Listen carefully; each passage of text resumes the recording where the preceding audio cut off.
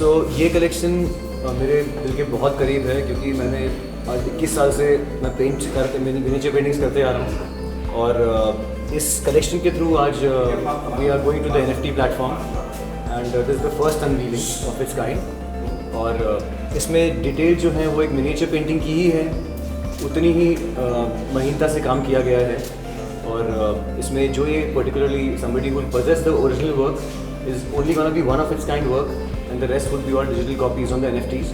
and NFT platform एक बहुत बड़ा प्लेटफॉर्म है। आने वाले दिनों में आप जानेंगे, देखेंगे कि आज एक आर्टिस्ट की जो छवि है वो एक गैलरी तक नहीं, it's gonna be way more than this through this particular platform. So will be the exposure will be way bigger for an artist through this medium. NFT क्या है उसके बारे में थोड़ा सा? NFT एक नॉन फंजिबल टोकन है। आप क्रिप्टो करेंसी के बारे में सुनते आ रहे हैं और इसके बारे में बहुत सारी बातें भी होती आ रही हैं कि ये सस्टेन करेगा नहीं करेगा, पर अगर इस प्लेटफॉर्म पे बहुत तरीके से अगर समझ के काम किया जाए तो ये आज के टाइम में another 10 years down the line this gonna be really big as a platform. और जितना भी आर्ट आप देखते हैं, जो गैलरीज में देखते हैं, ये सारा काम आपको NFTs पे आने वाले टाइम में डाइवर्ट होगा। तो इसलिए you can trade it through ethereums और बिटकॉइन, क्रिप्टो करेंसी जिसे कहते हैं, उसमें इस काम की ट्रेडिंग है। और already Twitter has kind of already announced the arrival of the crypto currency. और इस पेंटिंग खास जो ये पेंटिंग आपके पीछे लगी हुई है, इसके बारे में क्या है, ये कैसे, क्या इसकी कहानी? इस कलेक्शन का नाम मैंने पेरिशियस रखा है, which is perish and precious. Perishing animals और प्रेशियस ऑटोमेटिकली बहुत कम है और बहुत आज पीटा है या नकल है, बहुत कोशिश कर रहा है कि हम इन एनिमल्स को बचा सकें। And I am animal lover also, so this is something which is dream project कह सकते हैं इसको मेरे लिए आप, क्योंकि हर बार कुछ एज एन आर्टिस्ट आज मैं मिनीचर्स करता आ रहा हूँ बहुत साल से, मेरी छवि मिनीचर्स में ही बनी हुई है, तो उससे हट के कुछ करने का मौका मिला। And this is that particular collection what you सी।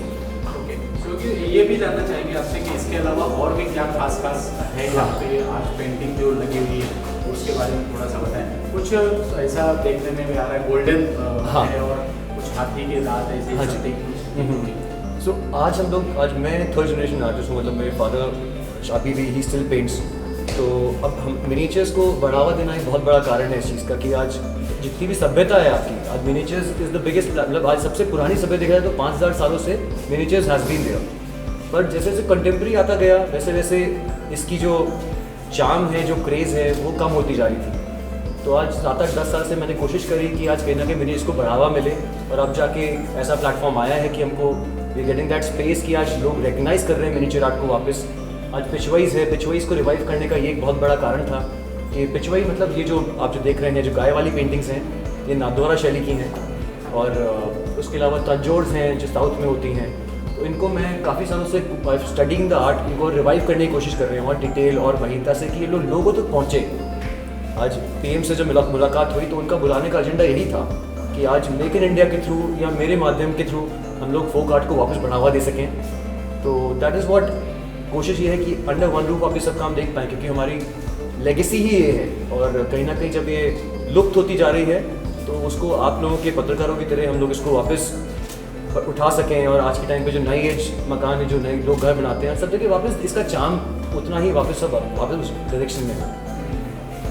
ये कई पीढ़ियों से चली आ रही है, उसके बारे में पहले और अब क्या जनरेशन में या क्या डिफरेंट देखते हैं जब आपके ग्रैंडफादर करते थे और आप कर रहे हो? हाँ, आज भी सब कुछ देखा जाए तो आज भी हम वही खड़िया यूज़ कर रहे हैं, वही आज जो पिगमेंट्स होते हैं, जो वेजिटेबल डाइज होती हैं, हम आज भी सब वही यूज़ करते आ रहे हैं। बट आज जैसे मैं I am a new generation artist, तो कोशिश ये रहती है कि ज़्यादा से ज़्यादा इसी काम को और मॉडर्नाइज करके इस काम को मतलब अंडर वो नहीं किया जाए, डिग्रेड नहीं किया जाए। ये वापस जितने भी न्यू एज हाउसेज है वहाँ इन सबको वापस बढ़ावा मिले, इस आर्ट को और वापस, बिकॉज आज की डेट में सभ्यता क्या है इंडिया की, it is tradition and India is a very strongly in a traditional country, right?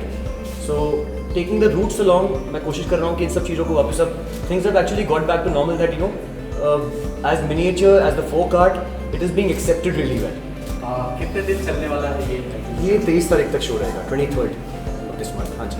और क्या कुछ कहना चाहेंगे आखिरी सवाल चलते चलते कि अगर किसी से अपील करना चाहे अपने दर्शकों से, अपने लोगों से जो नहीं पहुंच पाए, वो आके अटेंड करें इस एग्जीबिशन को, कुछ अपील करना चाहेंगे? एक एग्जीबिशन करने में आज कहने को तो छोटी सी एग्जीबिशन है, पर मेरे लिए आज ये मेरे 21 साल का काम है। और हमेशा डायरेक्शन यही रहा है कि हम आज इंडिया खुद इतना हेरिटेज कल्चर रिच है कि हम इस काम को बढ़ावा दें, हम इस काम को प्रमोट करें। सब कंटेम्प्रेरी क्यों?